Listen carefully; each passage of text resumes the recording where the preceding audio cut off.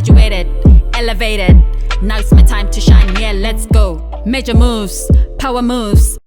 Hello and welcome back to Ph.D. Hard Talk, Dr. Rama. Thank you so much for your time. How are you today? I'm good, thanks. And how are you? I'm very well, thank you. So today we're going to discuss being a woman in education, specifically in South Africa. So I've got a few questions that I've scribed for this discussion. So What advice do you have for young women who are currently thinking, I'd like to do a PhD, but don't know that there are scholarships, or maybe they do and they don't think that they would get a scholarship? What advice would you give them? The advice that I would give them is that they must do more research about it, about the scholarships, and see what is available, because really the scholarships are available, especially in South Africa. We have National Research Fund scholarship that is available for everyone who's doing postgraduate. So they must go to the website of a National Research Fund in South Africa, and then they search for scholarships, because when you are doing your postgraduate, there is no way that you will not get a scholarship. You might not get it because maybe of the criteria they use to choose, but really the money is available for everyone to study. Because when we grow up and look at our parents, they didn't really go to school, and also our brothers and sisters above us, most of them they didn't have the chance to get the scholarships to go to school, and people at our age right now, some of them they gave up already. They said there's no money. I think it's because they don't know about it.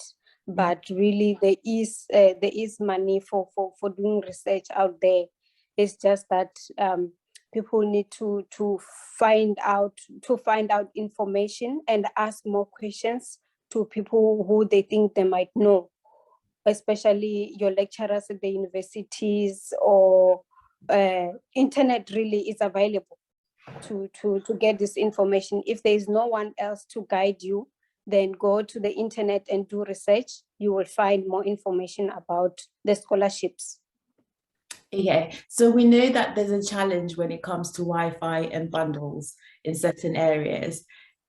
If they don't have access to Wi-Fi, because I think that's the biggest challenge, I mean, you know, for most people. And I had this term, is load shedding, which affects, you know, your ability to access the internet. So what else can they do? Are there libraries that they can go to, or, you know? Yes and no. There are libraries at some areas that other people have advantage of, and there are other areas that don't have libraries, which is a disadvantage really. So what I can think of is maybe universities can go out there, the kids that don't have this accessibility, they don't have advantages of libraries and advantages of Wi-Fi. I think it would be helpful if the universities goes out there and talk about such things, so that everyone can get the information. Because if they don't have Wi-Fi and they don't have library, I think it's a very big challenge that they are encountering. Yeah. The reason why I ask is I'm thinking of individuals that are in villages, or is it urban areas? You know, sometimes they may struggle to go into the city due to funds. So I was just trying to find another way basically for them to gain access. So in terms of advice then for young women in particular, you know, we do tend to find the one, don't we? And when you find the one, sometimes it's not the one, and sometimes it is the one, and then you start to base your decision making based on that relationship.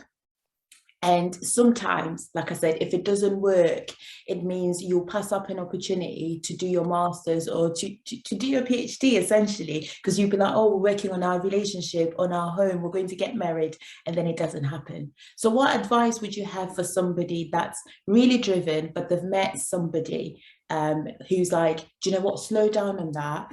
You know, my family wouldn't take it, you know, as if, you know, you're the one for me, because maybe they don't rate education in that way. So, you know, a woman's not seen to be highly educated. Stay at your level and then we'll have a happy home. What advice do you have for them?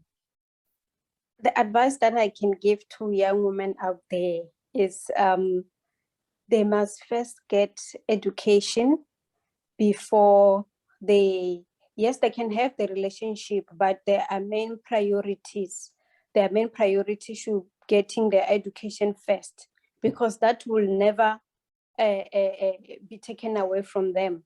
Mm-hmm. So if they have that education first, and then they can be able to sustain themselves, because most of us we run into wanting to maybe to get married or to be in a relationship, and sometimes when you are in that relationship, you find that the person you're with, sometimes they are not supportive to you getting an education, you know. But I think if you also get someone who is really supportive and they push you to get that education first, that's really good. But if there is no one who is pushing you and you are rushing into those relationship thing and you want to get married, there is a very big challenge, because sometimes you are in the marriage and you also want to finish the school or the things that you have started. So it's sometimes very, very difficult, because when you are in a marriage, it comes more responsibilities. You have kids now, you have a husband, you have people to take care of. So you have more responsibilities to deal with. So it will be your kids, your husband, and your schoolwork. So of which it's very, very, very difficult. So, but there are more people who have done it. For example, myself, I got married, and I had kids. I have kids. So, and I also went and do my PhD. So really, the most important thing is to have people who support you. If you have people who support you, you will go ahead, because they are your number one cheerleaders. Your kids will be your cheerleaders. Your husband will be your cheerleader.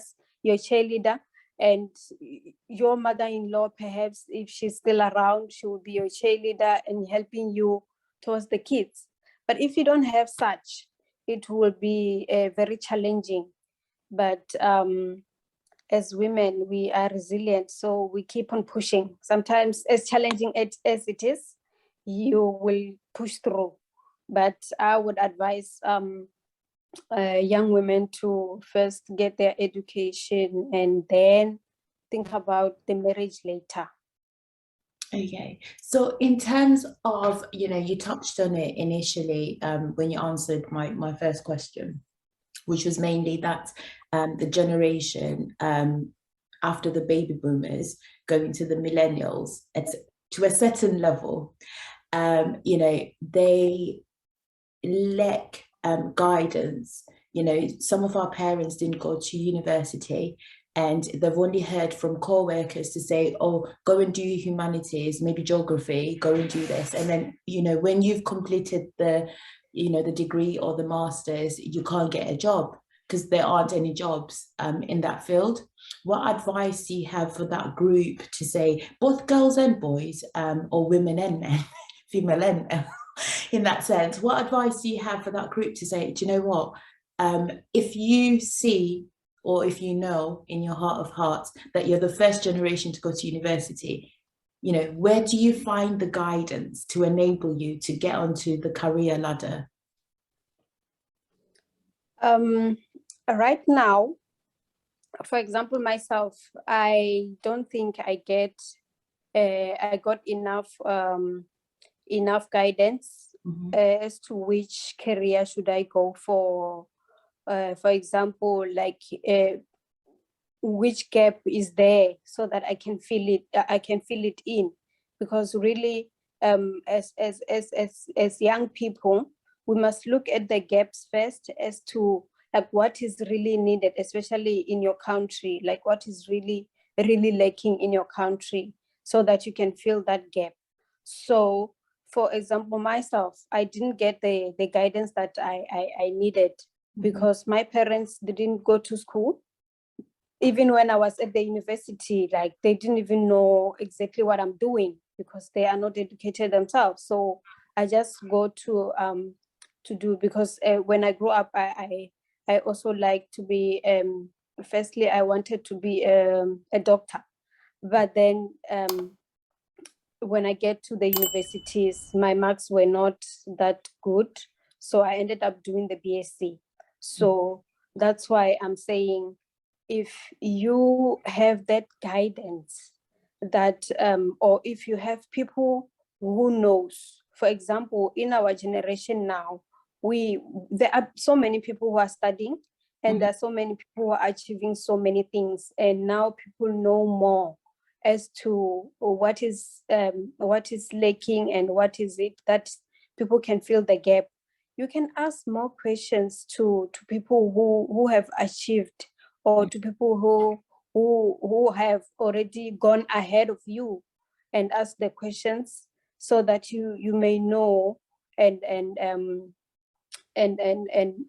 so that you may know and go and fill the gaps and know which career path to take. Also, as a human being, you also know your passion. Sometimes you if you have a passion, maybe of being a doctor, of helping people, you go and research and say and look at if there are gaps of doctors, and if there are gaps of maybe you can help people in so many ways. So where there's a gap, then that's where you feel, okay, maybe I can fill the gap in this way, because it's also in relation to helping people, So those kind of information, I think it will help young people a lot. And also, I think as people who have gone ahead of the young people, I think we have a responsibility to go back there and also talk to young people and guide them, and also share, as a experience that is shared to someone, people may realize, oh, it is possible, because someone has gone through it, because someone might have a career that they want to do, but they think, no, it might not be possible, or to do maybe engineering, or to be a doctor, or to do Ph.D. It's far-fetched. Someone cannot reach that stage, depending on maybe where one is coming from. They will be looking around them and see there's no doctor there, there's no engineer there, there is no maybe a PhD, a person who has a PhD. So they'll say, maybe it's not possible. But then as people who have passed through the stage and who have achieved, I think we have more responsibility of going back and encourage young people that it is possible, and show them how. We cannot just say it is possible. We need to show them how, and take them and hold their hands and take them step by step until they can stand on their own.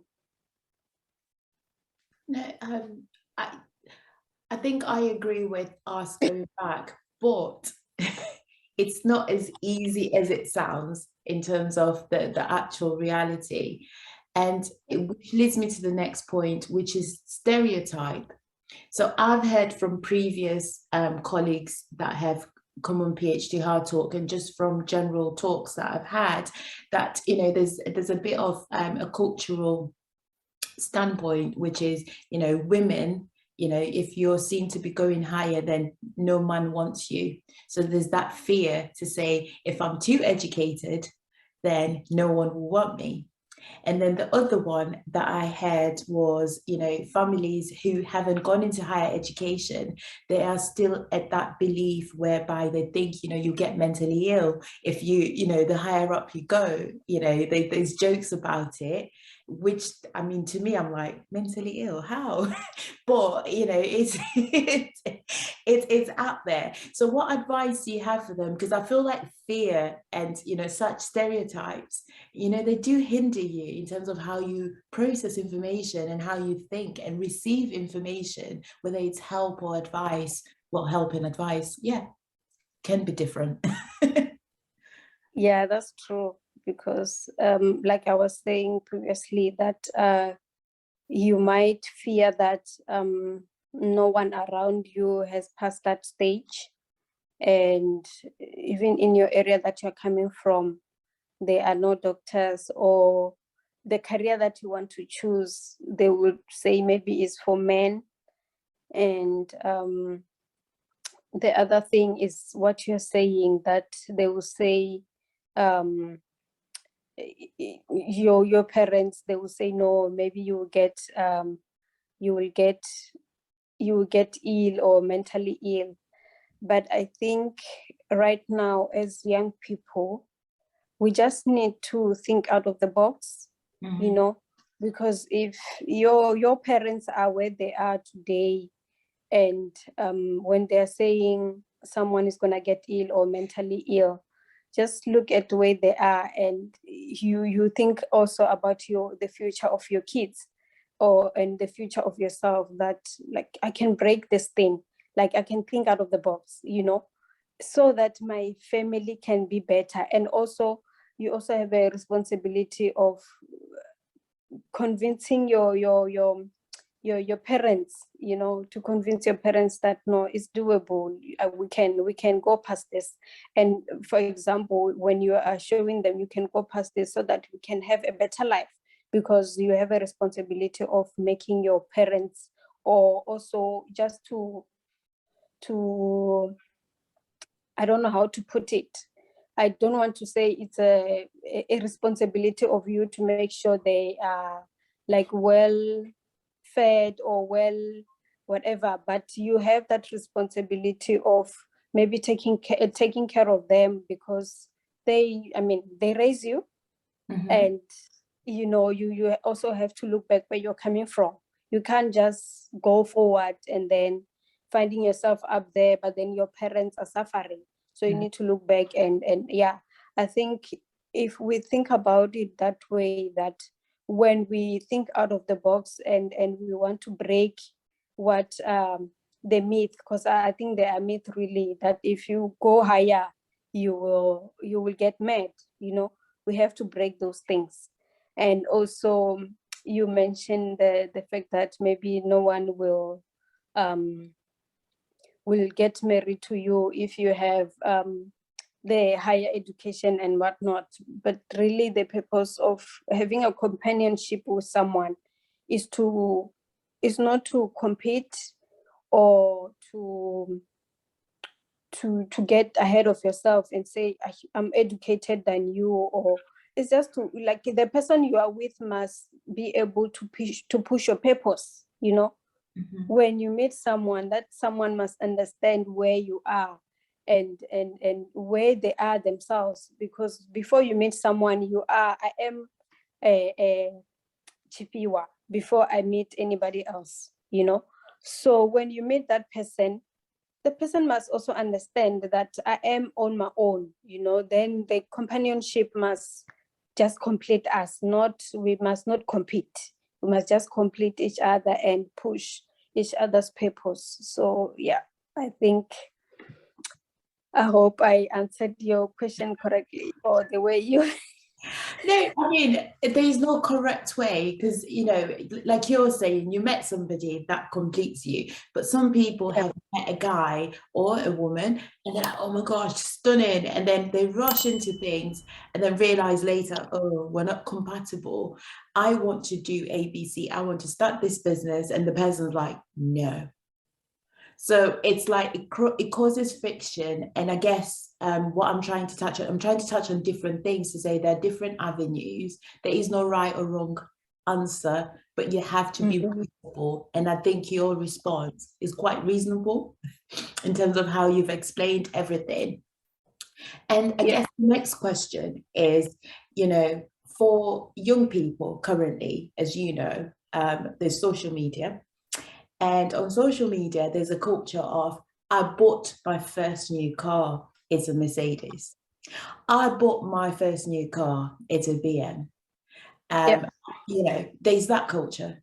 And I think you know what I'm talking about. And a lot of young people now, they are feeling like they need to get those things to be seen to be doing something in society. Me and you know, if you purchase a car at 50,000, the minute you drive it, it's going to 40, 39, 10, 5,000, right? It's not the value of a house, basically. But Yeah. social media makes it seem as if you've bought a house. That's your investment for life. What advice do you have for young people who are in education, and some have blessers? It's a culture now, it's a thing. It's something that I've come to learn about. And some people have rich parents who can afford to buy them. And some people, they are now struggling mentally to say, I need to buy that to keep up with the Joneses. So what advice do you have for them? I would say, you know, I always tell myself that, you know, stay in your lane. Oh, Like, okay. stay in your lane. Yeah, you must stay in your lane. Yeah, stay in your lane. Never want to go to someone else's lane, because most of the of us want to do things because, for example, Norma is my friend. She has bought a house. I also want it. Or I saw on social media so and so bought a house. I also want it. You don't even know where that person got the money from. Yeah.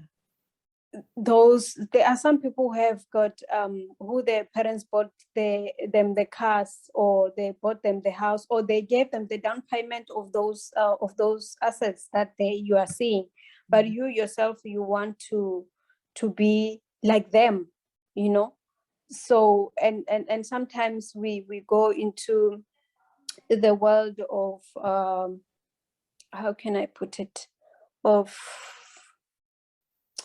the world of getting things on credit, because, you know, I want to have this because someone has this, and we suffer the consequences of those things. So I think if you stay in your lane and understand your pocket, and understand also that when God blesses someone, it's not that you are not gonna get blessed. Stay where you are and keep on working hard, and God will bless you, and you will achieve what you wanted, and at your own time. If you understand that you will achieve what you are going to achieve at your own time and at your own pace.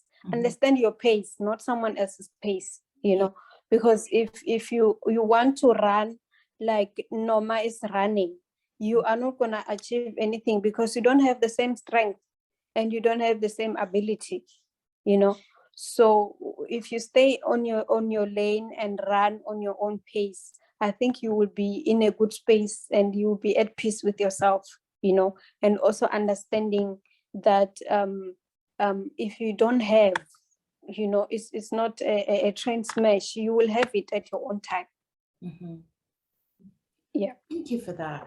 And I guess, you know, in terms of the next point, which is social media, currently social media is running people's lives, and it has become a culture, you know, whereby, you know, everybody's doing their makeup, everybody's doing the, you know, people's lives from start to finish, exactly where they are, what they're doing today, what they ate, etc.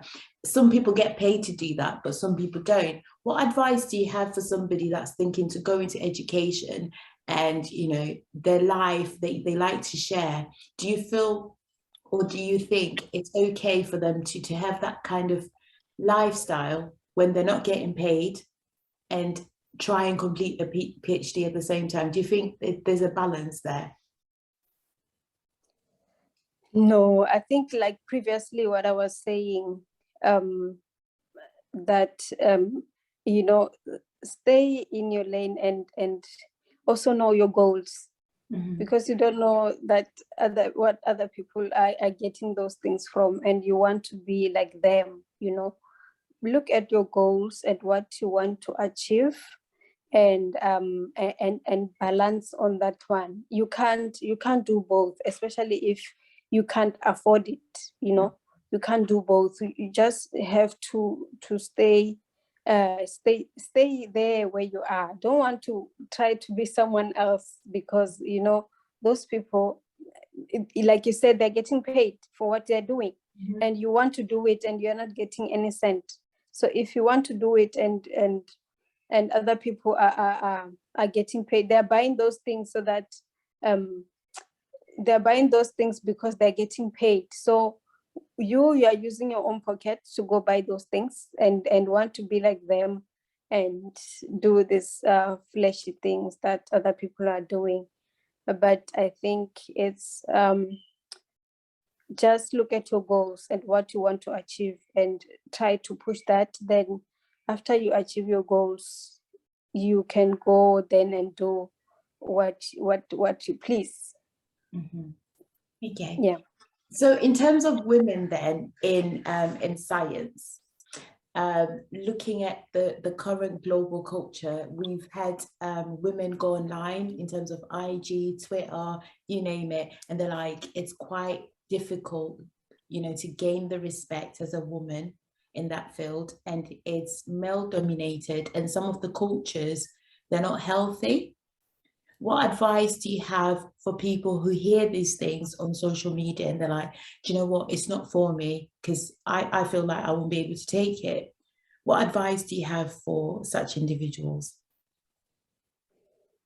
That one would be a bit difficult for me because I've never come across such while I was doing my PhD.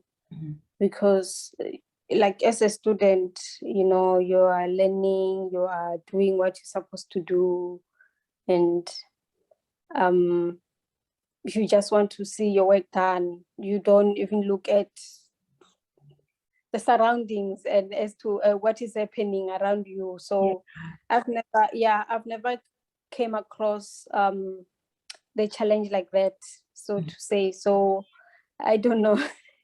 I'm not really sure what I can advise on that one.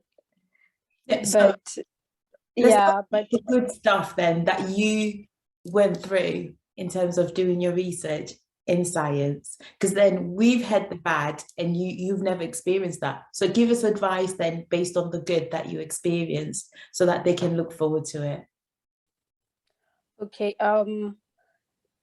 The best thing that can come out of your research is when you have a very good and supportive supervisors, because supervisors can make your life a mess or they can build it, So if you have a good supervisor, but on the other hand, you don't know when you get into this thing, into the PhD world or into the world of research, you don't know who you're going to come across, as your supervisor. You know them when you're already in there. Mm-hmm. So it's very challenging because I had good supervisors and they were very supportive and they were hands-on in terms of checking my progress and where I was struggling, they could help me. So I could say I was lucky on that regard. So if you find a very good supervisor who are passionate about what they're doing and they want to see you succeed, they want to see you succeed and they want you to learn. So it's a big bonus. But on the other hand, you might find supervisors who are not good enough. Not say good enough, they are not supportive and they let you do things on your own. Yes, you must do things on your own, but you need that support, like that, also that push. Because sometimes when you are left on your own, sometimes when you get tired, when the tough gets going, you'll be like, I think I'm gonna stop here, But when you get supervisors who will push you and tell you it is possible, you can do it, and also ask, like, how can we help you? If you're struggling, how can we help you? You know, because in research, sometimes things don't go the way you want, and sometimes things don't work out, you know. So if you have supporting supervisors, yes, you are good to go. The advice will be maybe to go and do research about the supervisors in the field that you are looking for, and also check maybe the students they have supervised, and ask questions. You know, it's better to know than just getting there. Ask questions, how were these people? And yeah, if you are blessed enough to get the students and the ones who will honestly answer the questions. No, you know, based on what you've just said now, I'm just thinking of those who are disgruntled, because some people might be just disgruntled because they were a challenged supervisor as well. So what advice do you have on that? Because sometimes, you know, some people are challenging to manage or to advise, and then that causes a bad relationship. So, for example, Dr. Rama, if you were my supervisor and I didn't take your advice, I thought I know it all, and I became a challenge in your life, and then you just let me do whatever I wanted, and you're like, I'm tired with this. And then I will go around telling people that, you know, you're crap, you don't know how to manage people, because our relationship is no longer intact. What advice do you have for somebody who hear from somebody that's bitter in that sense? Because, you know, it is a thing. It does happen. It does. Yeah. I think as a human being, sometimes you just need to understand people and also their characters, you know. And yes, it's difficult sometimes. If, for example, you were saying as a student, you were being rebellious, and you go around then telling people that my supervisor was not, it's not that good, you know. I think as when you are doing your, especially your PhD, you need to be, I think you need to be civilized, you know. We need to find a common ground. We need to find a common ground, you know, as to how we're going to work together and find an understanding, you know.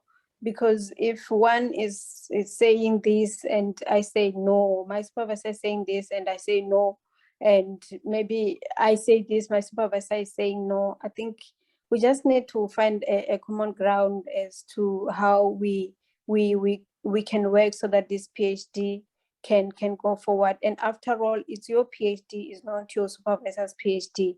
So you need to allow them to help you if they are helping you, or you need to allow yourself to also be humble enough, you know, and allow someone to help you. Because if you feel you know everything, then why are you there? You know, yeah, if you feel that you know everything, you were not supposed to be doing your PhD, or you're supposed to be supervising yourself, you know. But you went there because you did not know. So then, yeah, allow them to help you. Okay. And guide you. Okay, so I've got one more question and then we're done. I guess I'm just thinking of women, going back to women, and, you know, things happen. You meet a person, maybe it's a one-night stand, you get pregnant, and you're thinking, I've just been offered this scholarship, or you're thinking, I want to go and do my PhD, or my parents will kill me. 3. And you're pregnant and you're thinking, I need to abort this baby. What advice do you have for somebody that's, and you don't want to, by the way, some people want to, some people don't want to. Let's put it as you don't want to. What advice do you have for somebody? As you've said, you've gone through, you know, with your children, you've got your husband, but someone is thinking, right, it's just going to be me and my baby, and I've got my parents, or I can just abort the baby and continue. What advice do you have? On this one, I will advise the person to talk to the parents. You know, sometimes we tend to think what other people will think, Yeah.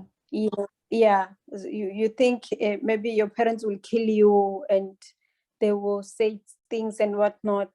Yes, they can be angry at you and say whatever they want to say, but at the end of the day, you are their child, and they will accept you as you are. And I think also, if you're humble enough, they will help you to finish the school. They will take care of the child, and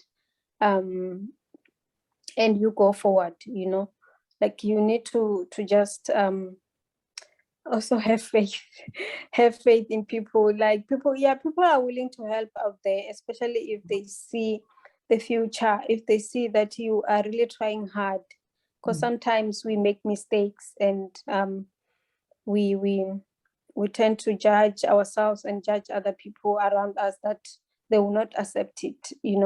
Just go try it and see what they say. You will never know what people will do. People will come on different sides to come to want to help you. And also, maybe you find the baby daddy parents, they would want to raise the child as we are going to school. So why not try it first and see what will happen? Because really, I don't think it's a nice thing to abort, in my belief. Is to No, thank you very much for your response. I guess I've got one more question. I keep saying one more. It's the last one, sorry. What if your mother-in-law is not so supportive and they've got another girl that they want your partner to be with because they're not going to university, and they think they'll be able to look after their son or boy child? What advice do you have for someone who's going through that? So are you talking in terms of when you are married, or? Yes, or maybe they've paid what's it called, the dowry, and the son-in-law's family, they're not so keen because you're going through university, you're at Ph.D. level, and they think it'll be better for him to be with the girl next door, for example, who's not in education, because they think, she will have time for my child and look after him, cook for him, clean, the stereotype that we have in life.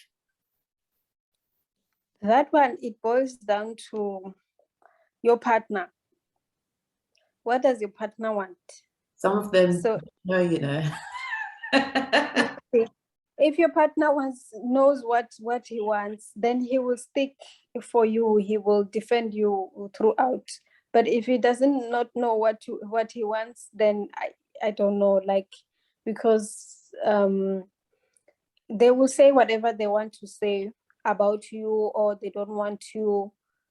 So if he wants you, then he will fight for you. But if he also doesn't know what he wants, then you are on your own, So, but he needs to know what he wants and be able to fight for you, because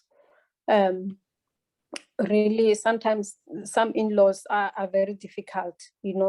They have their own, let's say, some, they will have their own person in mind, like you're saying, who they want their son to marry. But if your son chose you, then he must defend you. Yeah. So if he doesn't, does that mean that I have to go, sayonara, bye mate, I'll move on with my life?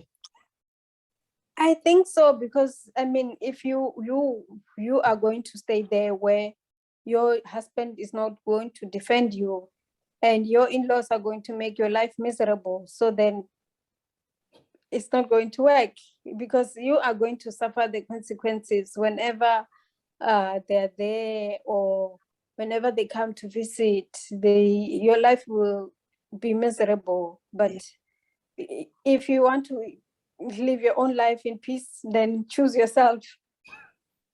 You heard it from Dr. Rama. Ghana bag, carry the go, sayonara. Yeah. You need to choose yourself, really, because sometimes I think as women we suffer because of we want to stick in the relationship, but you are not wanted there. You want to stay, but you are not wanted. So I don't know if it's gonna work out, and you end up going through depression, and sometimes many of them end up dying in the marriage because they are going through a lot, and for the sake of the relationship they want to stay and suffer, so I don't think it's a nice thing to do. Choose yourself, and the one who wants to choose you will come and choose you. Okay. Thank you very much for your time, Dr. Rama. Those were some encouraging words, and hopefully the people that will listen, they will benefit, and they will take your words on board, in terms of making decisions. Thank you very much for your time. Thank you so much for having me. It was nice and it was fun. I enjoyed it.